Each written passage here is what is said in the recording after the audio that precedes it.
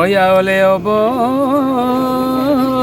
কেৰেলা উকান বালি মাজত নমস্কাৰ, মই নয়ন লিগাং আৰু সকলোকে ৰঙালী বিহুৰ ওলগ যাচিছোঁ। আজি এটা বিশেষ দিন য'ত নেকি অসমৰ জনপ্ৰিয় কবি প্ৰণৱ কুমাৰ বৰ্মন দাই আমাৰ মাজুলীলৈ আহি গুৱাহাটী বিশ্ববিদ্যালয়ৰ প্ৰাক্তন ছাত্ৰ সমাজ, চিপুং দিয়া আৰ্টিষ্ট, সেউজী টিম পাগলা দিয়া ড্ৰিম ৱেব ষ্টুডিঅ'ৰ সহযোগত এটি সম্বৰ্ধনা অনুষ্ঠান কৰিলে। এই অনুষ্ঠানটিৰ মূল লক্ষ্য আৰু উদ্দেশ্যৰ বিষয়ে আপুনি আমাক জনাই দিয়ক। নমস্কাৰ। অসমৰ গৌৰৱ মাজুলী, আৰু তাতোকৈ বেছি ভাল লাগে মাজুলীৰ মানুহৰ মৰম, যেনে মানুহৰ প্ৰতি আন্তৰিকতা, যিটো অসমীয়া সমাজত প্ৰায় হেৰাই গৈছে কিন্তু মাজুলীত এতিয়াও বৰ্তি আছে। আৰু মই যোৱা 3টা দশক ইয়ালৈকে আহি যিখিনি মৰম পালোঁ, অকল ময়ে নহয়, যি আহিছে পৃথিৱীৰ সকলোৱে মৰম লৈ গৈছে, অকল মৰম লৈ গৈছে, স্মৃতিক মৰম সাঁচি লৈ গৈছে আৰু মাজুলীক মনত ৰাখিছে। কিন্তু আমি অকল সদায় মৰমে লৈ গৈ থাকিমনে? আমাৰো জানো দায়িত্ব নাই মাজুলীবাসীৰ প্ৰতি, মাজুলীত নীৰৱে কাম কৰি থকা সেই মানুহবিলাকৰ প্ৰতি? গতিকে আমি ভাবিলোঁ যে এইবাৰ আমিও অকণমান কৃতজ্ঞতাৰ চিনস্বৰূপে তেখেতসকলক সন্মান দিব যাম, আৰু সেইকাৰণে আমি এই গোটেইকেইটা সংগঠনে লগ লাগি আমি মাজুলীক প্ৰণাম কৰিবলৈ আহিছোঁ। আৰু ইয়াতে আমি 9গৰাকী ব্যক্তিক আমি বিশেষভাৱে সন্মান প্ৰদান কৰিছোঁ। বিদ্যাসাগৰ দেউৰী লোক সংস্কৃতিৰ সাধক আৰু অসমৰ প্ৰথমগৰাকী জনজাতি নাট্যকাৰ, দেউৰী ভাষাত লিখিছে আৰু নাটক প্ৰদৰ্শন কৰিছে। প্ৰদীপ পেগু এগৰাকী প্ৰথম গীটাৰিষ্ট মাজুলীৰ, আৰু সংগীত শিল্পী, জাতীয়তাবোধ সম্পন্ন ব্যক্তি ভূপেন দত্ত, যাৰ মানে মৰমত আপুনি কোনোদিনে ভূপেন দত্তক লগ পালে পাহৰিব নোৱাৰে। অমীয় কুমাৰ চিৰাং, ভূপেন হাজৰিকাৰ 52টা গীত তেখেতে মিচিং ভাষালৈ অনুবাদ কৰি গাইছে, আৰু লগতে তেখেতে অনাতাঁৰৰ মিচিং ঐনিতম কাবানৰ শিল্পী। আপেল নবৌ, যি অন্য এক পৰিচয় মাজুলীৰ, যাৰ মৰমে সদায় আমাক উজ্জ্বল কৰি ৰাখে। তেনেদৰে আমাৰ শ্যামন্ত পায়েং, খুব মৰমৰ ভাতৃ, পাপু বৰা সাহিত্যৰ কাৰণে কাম কৰি আছে, ৰজনীকান্ত বৰদলৈ কাম কৰি আছে, লখিমী শইকীয়া বৰা কৃষি বিপ্লৱ আনিবলৈ চেষ্টা কৰিছে মাজুলীত। তেনেদৰে আমি গোটেইকেইগৰাকী ব্যক্তিক, বিশেষকৈ আমি 4গৰাকী ব্যক্তিক 4টা সন্মান দিলোঁ। বিদ্যাসাগৰ দেউৰী, প্ৰদীপ পেগু, ভূপেন দত্ত, অমীয় কুমাৰ চিৰাঙক, আৰু বাকী কেইগৰাকী ব্যক্তিক আমি সম্বৰ্ধনা যাচিলোঁ। আৰু ভাবিছোঁ যে অকণমান কৃতজ্ঞতা প্ৰকাশ কৰিব পাৰিছোঁ। মাজুলীৰ পৰা যিখিনি মৰম চেনেহ পাইছোঁ, এইখিনি কৃতজ্ঞতা অকণমান যাতে মানুহে ভাবে যে প্ৰণৱতে অন্তত খাই পাত ফালি যোৱা নাই। যিহেতু মাজুলীৰ মানুহৰ কাৰণে আপুনি ইমান ভাবিছে, আৰু এতিয়া আমি উপস্থিত আছোঁ আপেল নবৰ ঘৰত। আপেল নবৰ কথা আপুনি ইমান কৈ থাকে যে আগৰ ভিডিঅ'ত আপোনালোকে দেখিছে আমাৰ এগৰাকী আপেল নবৌ, প্ৰণৱ কুমাৰ বৰ্মনৰ অতিকে প্ৰিয় নাৰীবিলাকৰ ভিতৰত এগৰাকী।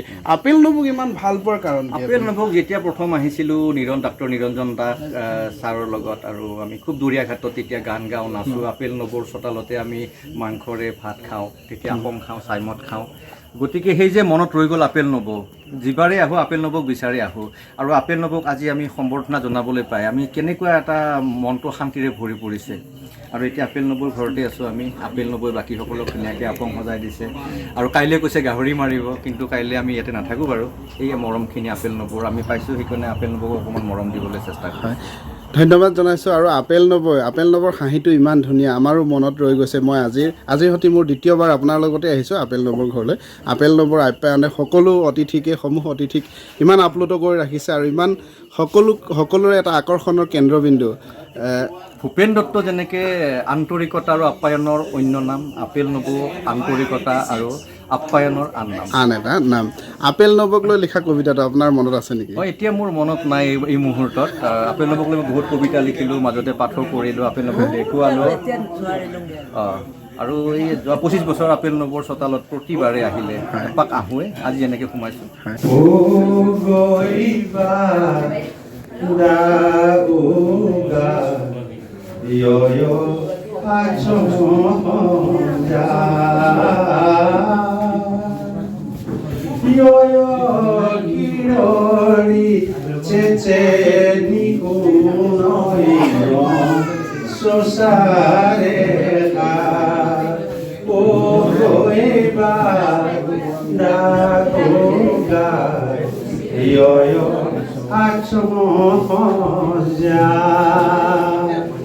আমাৰ অতিকে মৰমৰ আপেল নবৌ আছে আমাৰ লগত। আগৰ ভিডিঅ'বিলাকত দেখিছে আপোনালোকে। এই আপেল নবৌক আজি সম্বৰ্ধনা জনাইছে প্ৰণৱ দাহঁতে। আপেল নবৌক খুব ধুনীয়াকৈ সম্বৰ্ধনা জনাইছে, আৰু আপেল নবৌ এনেকৈ সদায় জীয়াই থাকক। কেনেকুৱা লাগিছে মনটো? ভাল লাগিছে? ভাল লাগিছে ন? আৰু সদায় আপুনি হাঁহি থাকক আৰু আমাক সকলোকে মৰম চেনেহ দি থাকক দেই। ঠিক আছে।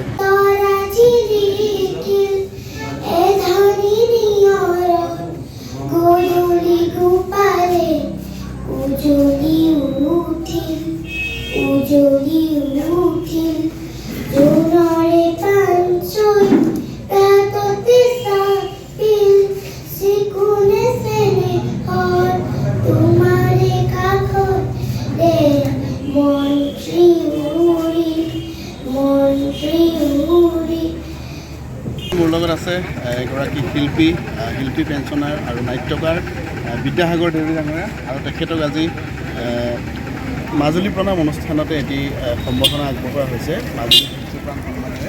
আৰু আজি আপুনি বঁটাটো পাই আপোনাৰ অনুভৱ কেনেকুৱা লাগিছে? ভালেই পাইছোঁ। এনেকেই যদি অনুপ্ৰাণিত হৈ থাকে তেতিয়া শিল্পীবিলাকৰ আৰু বেছি মানে দুগুণ উৎসাহটো বাঢ়ি যায়। গতিকে ভালেই পাইছোঁ দিয়ক। আৰু আপোনাৰ স্বাস্থ্যৰ মানে উন্নতি কামনা কৰিছোঁ। যিহেতু আপোনাৰ স্বাস্থ্য ইমান ভাল নহয়, গতিকে মই দীঘলীয়াকৈ আপোনাক প্ৰশ্ন সুধি ব্যতিব্যস্ত কৰিব বিচৰা নাই। আৰু যিটো আমাৰ জনজাতীয় লোক সংস্কৃতিবিলাক আপুনি এনেকৈ ধৰি ৰাখক, আৰু আপোনাৰ পুত্ৰকো নাতিনীকো আপোনাৰ উত্তৰ পুৰুষসকলো যে এই জনজাতীয় কৃষ্টি সংস্কৃতিবিলাক ধৰি ৰাখিব পাৰে, সেই মানে বাট দেখুৱাই যাব বুলি মই আশা ৰাখিছোঁ। আৰু আপোনাৰ হৈ আপোনাৰ ল'ৰাকে মই জিমচাই এটা গোৱাম আৰু আজি পাছত লিখা মেলা কৰিয়ে থাকোঁ বাৰু আমাৰ জনজাতি হেৰিয়াৰ ওপৰত দেউৰীৰ হেৰি আৰু গল্প প্ৰবন্ধ অন্যবিলাকতো লিখিয়ে থাকোঁ, কবিতা গান চান কিবাকিবি লিখি থাকিব লাগে। লিখি থাকিব। আৰু আপোনালোকে আমাৰ অনুপ্ৰেৰণাৰ উৎস, আৰু আপোনাৰ সুস্বাস্থ্য কামনা কৰিছোঁ, দীৰ্ঘায়ু কামনা কৰিছোঁ। ধন্যবাদ। আমাৰ এগৰাকী চহা লোকশিল্পী, লোকসংগীতৰ সাধক অমীয় কুমাৰ চিৰাং ছাৰ আছে মোৰ লগত। তেখেত সোৱণশিৰিৰ পাৰৰ, আমাৰ মিচিঙত সোৱণশিৰিক অবনৰী বুলি কয়, আমাৰ অবনৰী পাৰৰ এখেতে এগৰাকী কবি, চহা শিল্পী, লোকসংগীতৰ সাধক। আজি আপোনাক মাজুলী কণ্ঠৰ সন্মান দিছে, আপোনাৰ অনুভৱ? সেইটো আচলতে মই অন্তৰে প্ৰকাশ কৰিব নোৱাৰোঁ, যিহেতু আমি নজনাকৈ তেখেতসকলে আমি তেখেতসকলৰ লগত কোনো আন্তৰিক সম্বন্ধ নাই, কোনো কাব্যিক সম্বন্ধও নাই, অকল কেতিয়াবা লিখা হয়, কেতিয়াবা দেখা হয় তেনেকুৱা।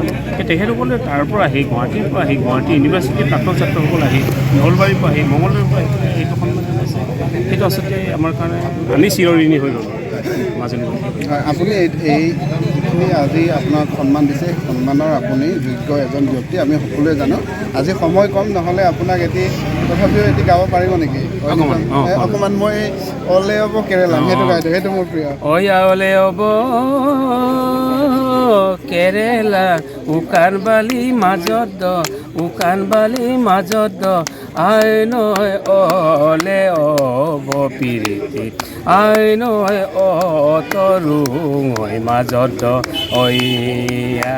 ধন্যবাদ। শুনিলে অমীয় চিৰাংদাৰ কণ্ঠ এনেকৈ অটুট থাকক, আৰু তেখেতৰ সুস্বাস্থ্য আৰু দীৰ্ঘায়ু কামনা কৰিছোঁ। আপোনাক ধন্যবাদ। ধন্যবাদ লিখা।